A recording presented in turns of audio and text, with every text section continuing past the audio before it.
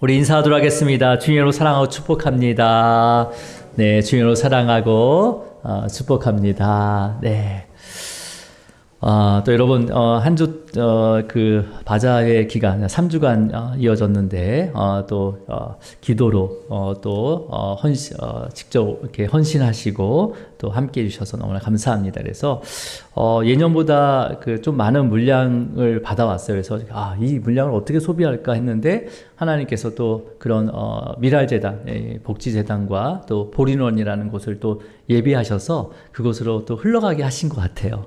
특별히 그 미랄재단은 그 장애우들이 또 이렇게 장애우들의 자립을 위해서 지금 세워진 기관이에요. 그래서 지역마다 그 굿윌 스토어라는 곳이 있더라고요. 그러니까 여기 서구에는 석수동에 있고 뭐 구월동에도 있고 이렇게 각 지역마다 있는데 그곳에 이런 물건들이 이렇게 가서 장애우들이 그걸 정리하고 판매까지 하면서 그 장애에게 그 급여를 지불한다는 거예요. 그러니까 어디서 뭐 이렇게 물건을 받아가지고 물건값 내고 그 수익 가지고 운영하기는 사실은 부족하잖아요. 그래서 기부받은 물건들을 이제 온전히 그렇게 판매해가지고 거기에 대한 수익을 가지고 그 장애우들의 자립을 그다음에 이렇게 도울 수 있는 그런 귀한 일들을 하고 있었습니다. 그리고 그 담당하시는 분이 목사님이세요.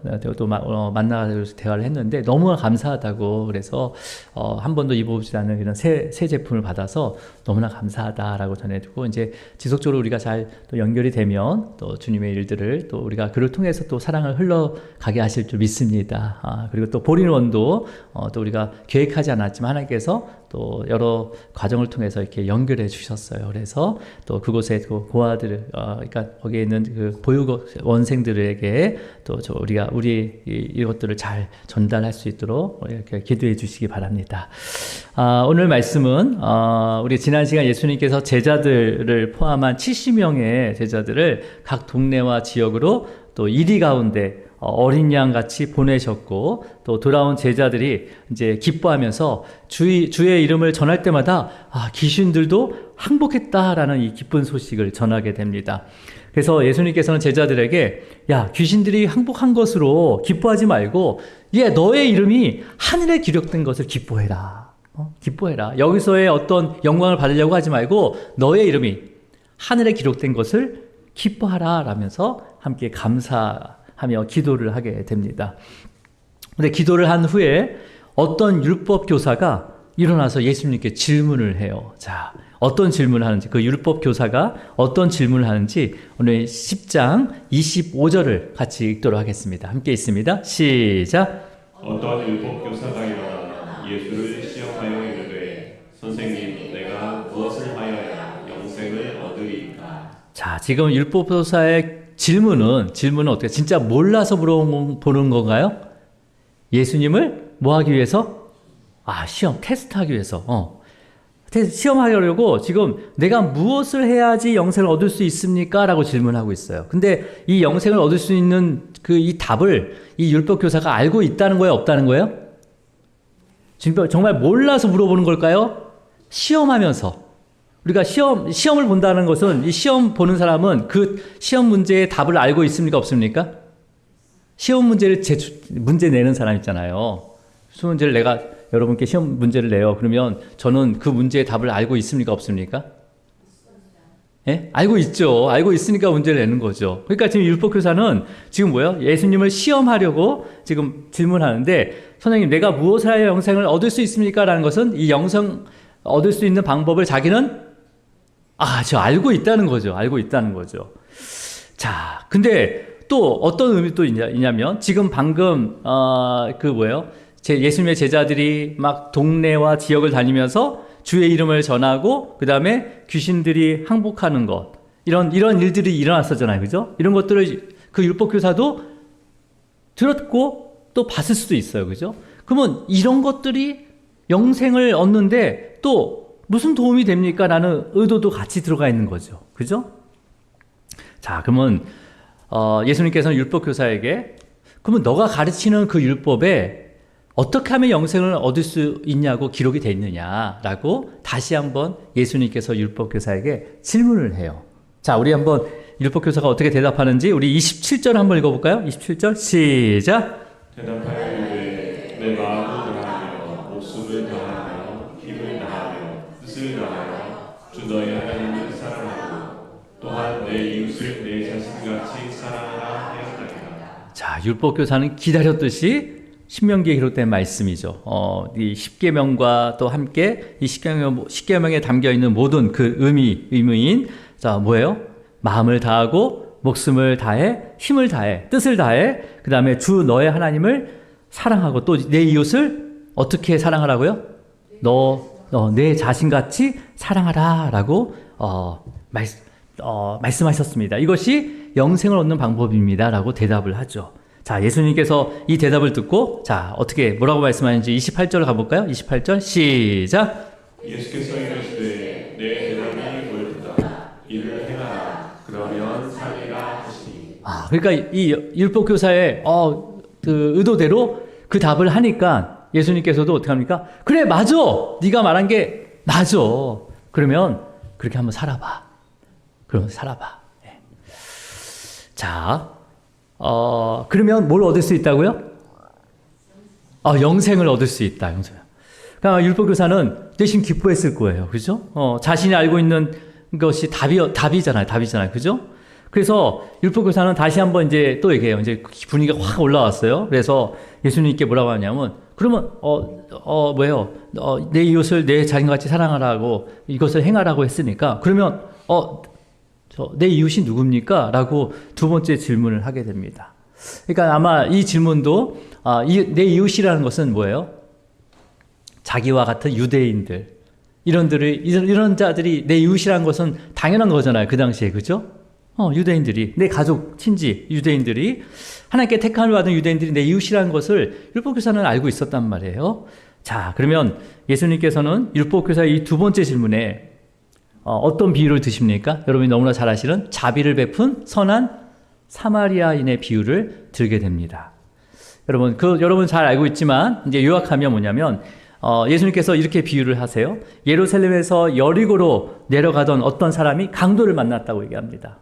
그래서 강도를 만나서 거의 죽게 되었을 때 이것을 본 세 명의 사람이 있었어요.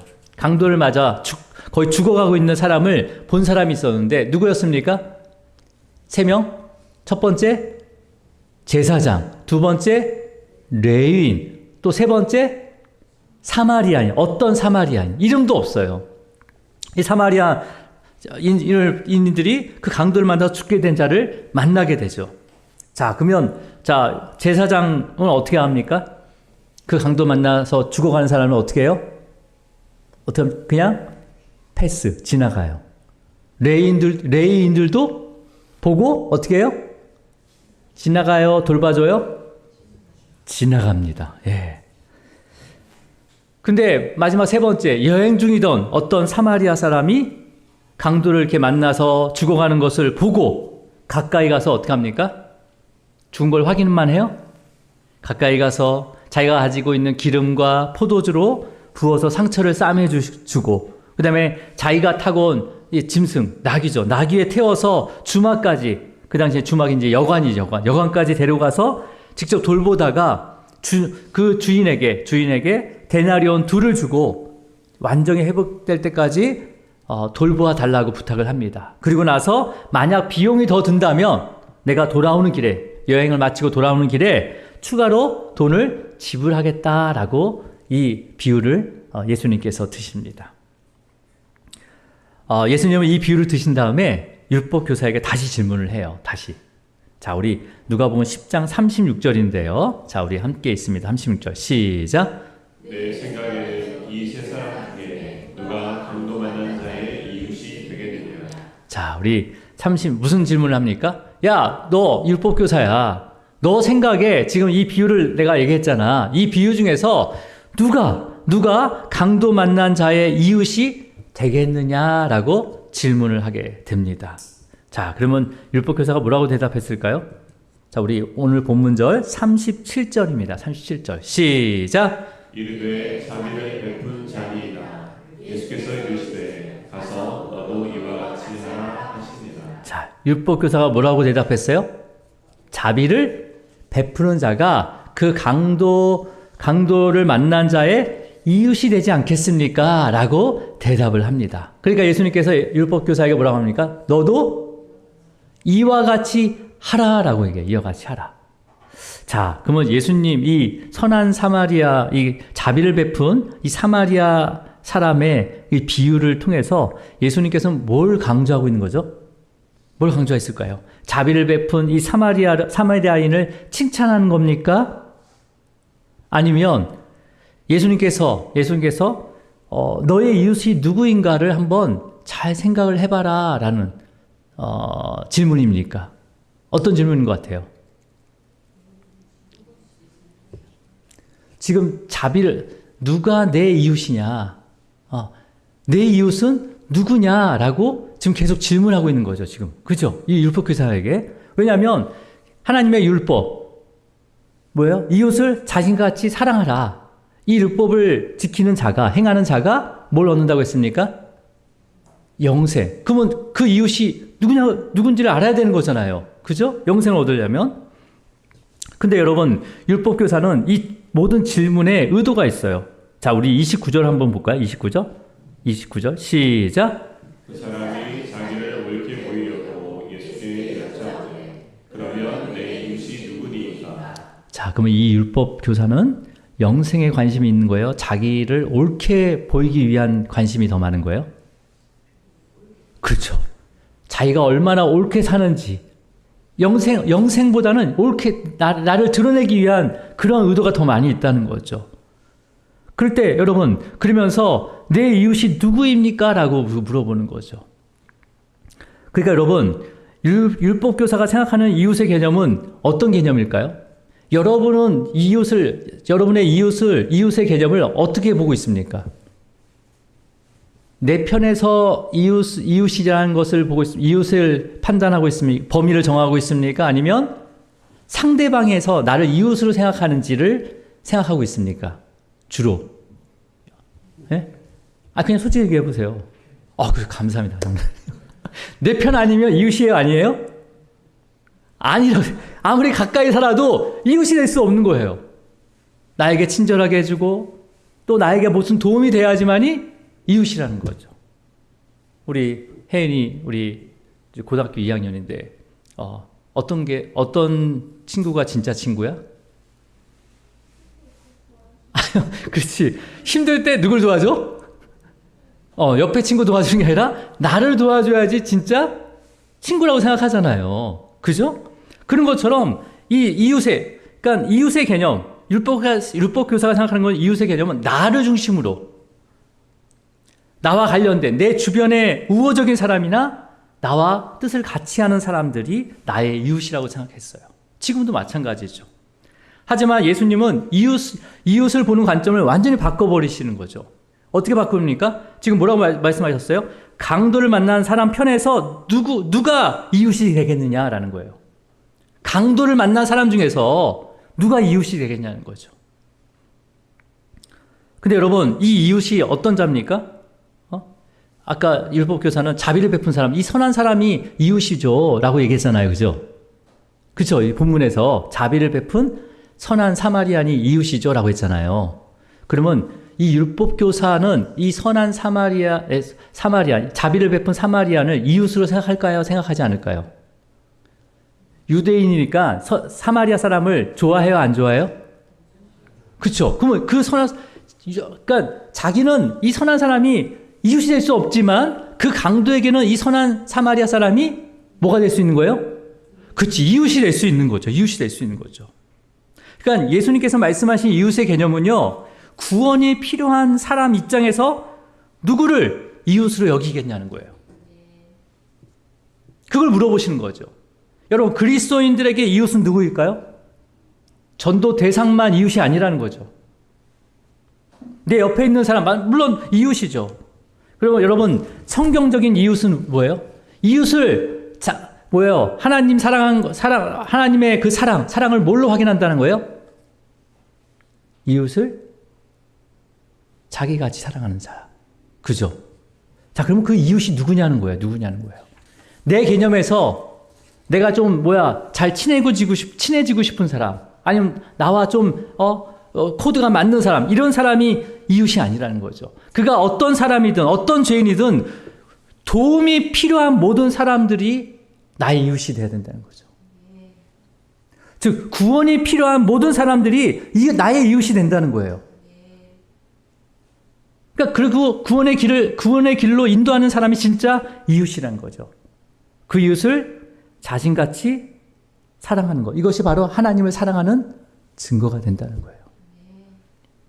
그러니까 뭐예요? 예수님께서 원수를 어떻게 하라고 했습니까? 사랑하라고.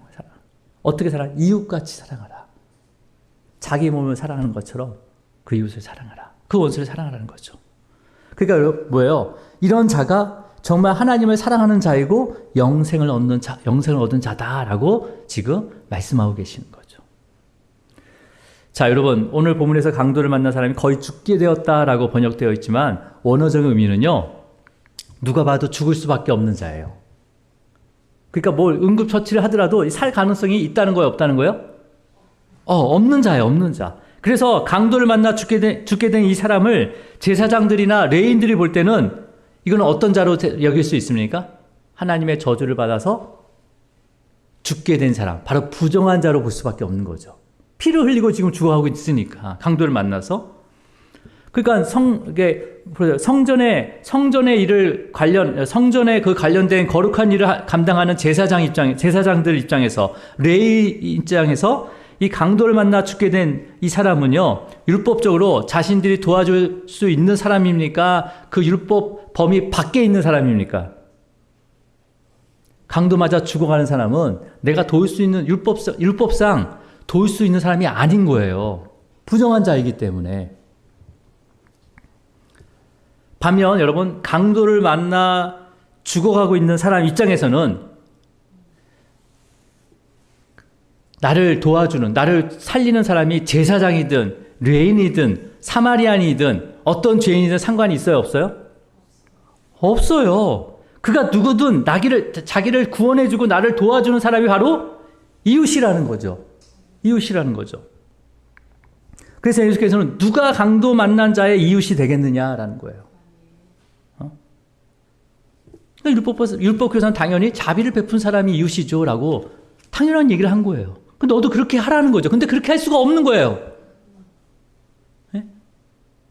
사마리아는 상종도 할 수 없는 자라는데 율법상 또 그 죽은 자도 내가 이웃이 될 수 없어요. 내가 부정해지기 때문에. 근데 그렇게 하라는 거야. 그렇게 하라는 거예요. 여러분, 지금도 주님께서는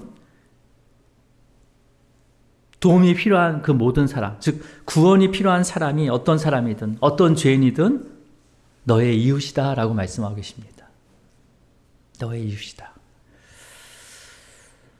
자, 그러면 강도 만난 자의 이웃이 된 이 사마리아 사람은 어떻게 이웃을 사랑했을까요? 어떻게? 네, 우리 다시 한번 33절로 한번 가볼까요? 33절입니다. 시작. 어떤 사마리아 사람은 여행하는 중 거기 이르러 그를 보고 불쌍히 여겨.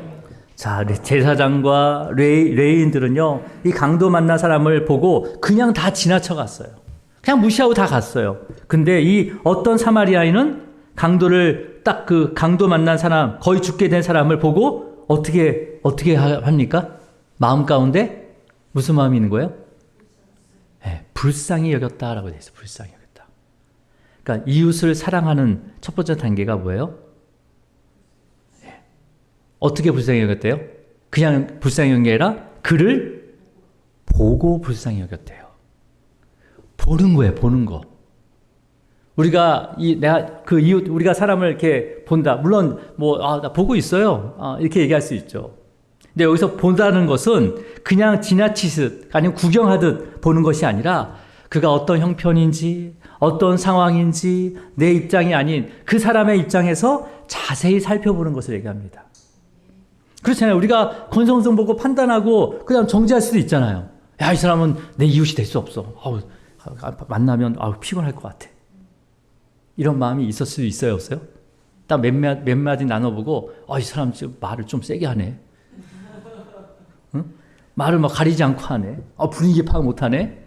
이런 마음 가운데 좀 이렇게 거리를 멀게 이 사람 이웃 될 수 없네. 내가 피곤해질 거야. 내가 피곤해지고 내가 손해볼 거야. 이런 마음이 있어요, 없어요? 네, 장로님 있어요, 없어요? 네, 감사합니다, 장로님. 그래요. 아니, 저도 그렇거든요, 저도. 우리 목사님 사이에서도 이렇게 말을 하다 보면 되게 강성이 있어요. 그러면, 저 목사님은 좀 멀리 있어야 되겠다 하면서 저쪽 끝에 앉아있어요. 이게 아니라는 거예요, 이게 아니라는 거예요. 보라는 거죠. 그 삶을 보고 그 사람이 정말 어떤 상황인지 내 입장에서 보는 것이 아니라, 내 기준으로 보는 것이 아니라 그 사람 입장에서 살펴보라는 거죠. 네, 봐요. 보면 여러분, 불쌍히 여기는 마음을 누가 주시는 거예요?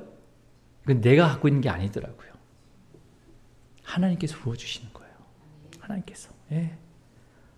내가 가지고 있는 마음으로 긍휼히 여길 수가 없죠. 예. 정말 우리가 마음을 다하고 목숨을 다해서 힘을 다해서 뜻을 다해서 하나님을 사랑하는 자에게는요, 자비하심을 주십니다. 긍휼의 마음을 주십니다. 그게 하나님의 마음이죠. 그래서 어떤 그 사마리아 사람은 강도 만난 거의 죽게 된 사람을 가까이 가는 거예요. 가까이 가서 벗어 정말 그 불쌍히 여기는 거죠. 이것으로 또 끝나지 않아요. 아유, 불쌍하다 이러고 지나는 것이 아니라 어떻게 합니까? 가까이 가요. 우리 34절 가볼게요. 34절입니다. 시작. 가까이 가서 기름과 포도주를 그 상처에 붓고 싸매고 자기 짐승에 태워 주방으로 데리고 가서 돌보아 주니라. 자, 지금 이 어떤 사마리아인은 뭐 하는 중이었습니까? 여행 중이었어. 지금 여행이 관광하고 이런 개념이 아니라 그 당시에는 생계를 위해서 내가 거래할 물건들을 가지고 가는 게 여행이었어요. 대부분. 지금처럼 오늘은 어디 가서 놀아보자, 어디 가서 차 한잔 하자, 이런 게 여행이 아니라 그 당시에는 모든 여행은 뭐예요? 자기 생계와 관련된 거예요. 그래서 이쪽 지역의 특산물을 이쪽에다 팔아가지고 또 다시 돌아오고, 이것을 각각의 일정에 맞춰서 시간에 짜여서 딱 가야 된단 말이에요. 성문이 닫히기 전에 또 들어가야 돼요. 그래야지 안전하게 보호를 받을 수가 있거든요. 근데 지금 이 여행 가는 이 사마리아인이 가까이 가요, 가까이. 가던 길을 멈추고 그 죽어가는 강도를 만나서 죽어가는 어떤 그 사람에게 가까이 간다는 거죠. 그러면서 여행 중에 정말 필요한 것을 어떻게 합니까? 네? 기름과 포도주를 그 상처에 부어주는 거예요. 사실 이것도 넉넉하게 가져오는 게 아니라 딱 일정에 맞춰서 가져오잖아요. 여러분, 그 당시에 예루살렘과 여리고성 그러니까 여리고성도 굉장히 큰 성이었어요. 그죠? 그래서 상업이 되게 발달되어 있습니다. 예루살렘. 그래서 두 성이 계속 이렇게 왕래하면서 이렇게 판매도 하고 상인들이 왔다 갔다 했어요. 근데 그 길이 그렇게 좋은 길은 아니에요. 이렇게 굴곡이 짙고 이렇게 산을 넘어서 가는 길이기 때문에 좁고 되게 험한 길입니다. 그러니까 이 길을 왔다 갔다 하는 사람은 분명히 뭔가를 팔고 사오는 사람이잖아요. 그죠? 그러니까 누구의 타겟이 됩니까? 당연히 그죠. 강도의 타겟이 되는 거예요. 그래서 그러니까 보세요. 지금 강도를 만난 사람이 딱 봤어요. 그러면 어떻게 했어요? 나도 여기서 뭘 만날 수 있다는 거예요?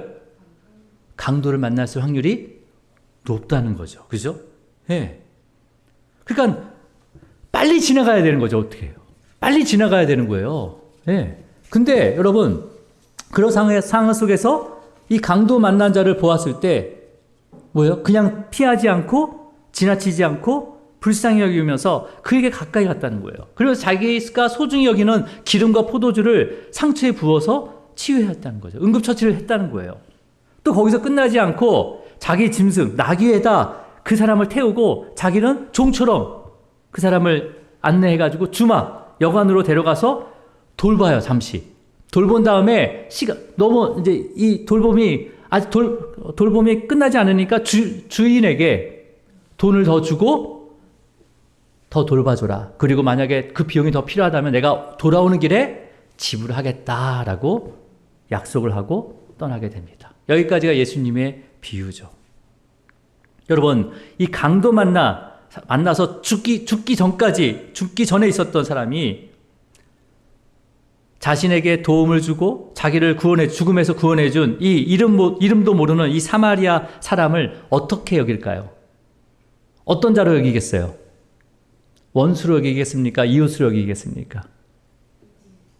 당연히 이웃으로 여기죠. 이웃으로 여기는 거예요. 평생 잊지 못할 이웃으로 여길 거죠. 그죠? 우리가 그 보리론에 이제 우리가 바자의 물건을 보내드리는데, 여러분 제가 보리론을 예전에 제가 한번 7월인가 8월 달에 제가 소개한 적이 있어요. 기억나십니까? 보리론? 혹시 다 지웠어요, 머릿속에서? 그 양화진, 아이들과 양화진을 이렇게 갔었잖아요. 양화진 선교사 묘역에 갔었을 때 유일하게 그곳에 일본인 사람이 한 명이 묻혀 있다고 제가 소개한 적이 있는데, 혹시 기억나십니까? 네, 그 일본인이 그러니까 그 일본이 굉장히 전 세계를 막 이렇게 할 때 대만에서 뭐 사업도 하고 뭐 여러 가지 일들을 32살 때 막 그런 일을 하다가 너무 이제 이렇게 방탕한 삶을 살면서 술을 매일매일 마셨다는 거예요. 그래서 어느 날 술을 먹다가 거의 목숨을 잃을 정도로 뭐 강도를 만났는지 해서 거리에서 죽어가고 있었는데, 어떤 한국 사람 한 명이 자기를 데리고 여관으로 데려가서 밥값도 지불하고 이렇게 해서 치료해줘가지고 자기가 살았다는 거예요. 근데 그 사람 이름도 몰라요. 근데 그 은혜, 그 자비를 받은 그 일본, 바로 소다 가이치라는 사람입니다. 그 사람이 그것을 기억하고 어떻게 합니까? 그걸 갚기 위해서 한국으로 들어와서 한국의 YMCA에서 봉사를 해요. 그러면서 복음을 듣습니다. 복음을 듣고 전도사의 삶을 걸어가게 돼요. 그러면서 이 한국의 1921년에 한국의 처음 근대식 고아원을 만듭니다. 그 고아원이 바로 보리론이에요. 보리론. 그러니까 104년 된 고아원이에요. 보니까. 저도 나중에 직접 그게 안 건 아니라 어떤 집사님을 통해서 나 그쪽으로 좀 이렇게 보냈으면 좋겠습니다라고 했는데, 어디서 저도 많이 듣던 이름인 거예요. 그랬더니 바로 용산에 있는 바로 보육원 보리원이었던 거예요. 그러니까 여러분, 이 소다 가이치도 누가 이웃이었어요? 그 이름을 몰라요. 나를 구원해 준 사람의 이름 모르지만 그 사람이 나의 평생 이웃이었구나라는 것을 기억하고 어떻게 해요? 그것을 갚기 위해서 다시 돌아온 거잖아요. 그죠? 그래서 정말 나중에 일제가 일본이 패망한 뒤에 이 전쟁을 일으킨 일본을 위해서 회개의 기도를 촉구하고 이렇게 복음을 전하고 다녔습니다. 그리고 마지막 생은 다시 이 보리론으로 와서 96세까지 고아원 아이들을 섬기다가 소천하게 됩니다. 그러니까 여러분, 그 어떤 사람, 한국인 어떤 사람이 그리스도인지는 모르겠지만 분명 하나님께서 보내신 거죠. 하나님께서 보내신 거죠.